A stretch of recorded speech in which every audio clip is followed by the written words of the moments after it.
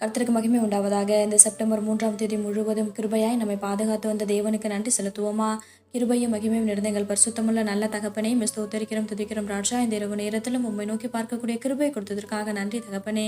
அப்போ அந்த நாளிலும் உங்களுக்கு பிரியமில்லாத காரியங்களை செய்ததற்காக எங்களை தயவாய் மன்னியும் ஆண்டவரே. உங்களுக்கு பிரியமான பிள்ளையை வாழ உதவி செய்யுங்க ராஜா.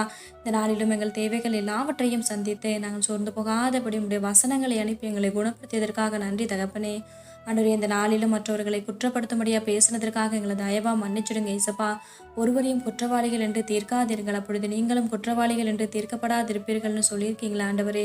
அப்போ உங்க வார்த்தைக்கு கீழ்ப்படிந்து வாழ உதவி செய்யுங்க ராஜா. உண்மை போல எல்லாரையும் நேசிக்கவும் எல்லாரிடத்திலும் தாழ்மையா இருக்கும் கற்று தருவீராக. இந்த இரவு நேரத்தில் ஜெபிக்கிற ஒவ்வொருவரையும் ஆசீர்வதிங்கப்பா. அவர்கள் குடும்பங்களை நீர் பாதுகாத்து வழிநடத்தும். எங்கள் ஆவிய ஆத்துமா சரீரம் முழுவதையும் உடைய கருத்திலே கொடுக்கிறோம். நீர் பொறுப்படுத்தி நீர் வழிநடத்தும். இயேசு கிறிஸ்துவின் நாமத்தில் ஜெபிக்கிறோம் எங்கள் ஜீவனுள்ள நல்ல பிதாவே. ஆமேன்.